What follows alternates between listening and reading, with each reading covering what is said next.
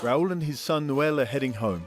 They're two of an estimated 40,000 US asylum seekers, mostly from Guatemala, El Salvador, and like them, from Honduras, put over the border into Mexico to wait for their process to play out. It's a relatively new deal. Before, they would have waited in the US. Mexico's presidents promised work, health and education while they're here. For Raul and Noel, that hasn't materialized.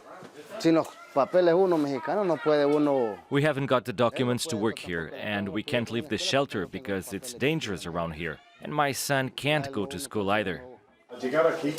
He says given all that and the 5-month wait before his asylum hearing next January, he's got no choice but to go home. It's happening all over Tijuana, where there are close to 12,000 US asylum seekers. Churches and charities, not the government, are running the shelters that house them, providing classes for their children and meals since many haven't been issued the visas to work. The government has a double discourse. It said there's a lot of opportunities for migrants in Mexico and they're welcome, but in practice, we haven't seen a lot of support. We reached out to several Mexican migrant shelters in different cities. They all said the same.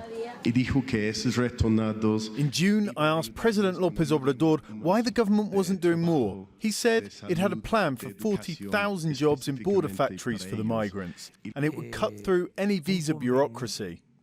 2 months later, Tijuana border factory owners say they do have those vacancies, but the government hasn't helped to get them filled. If we are okay with the work that they are doing, no. I think that they have to work faster.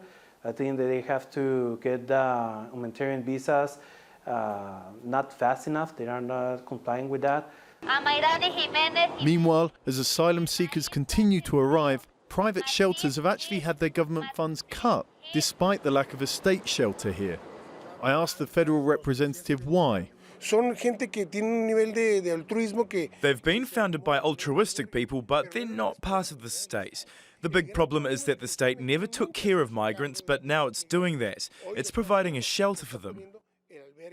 He says that there will be a governmental shelter working from this week, ready to house 5,000. That's been promised here before and not delivered. If it does appear, many like Raul and Noel will already have vanished, and their American dream with them. John Holman, Aljazeera, Tijuana.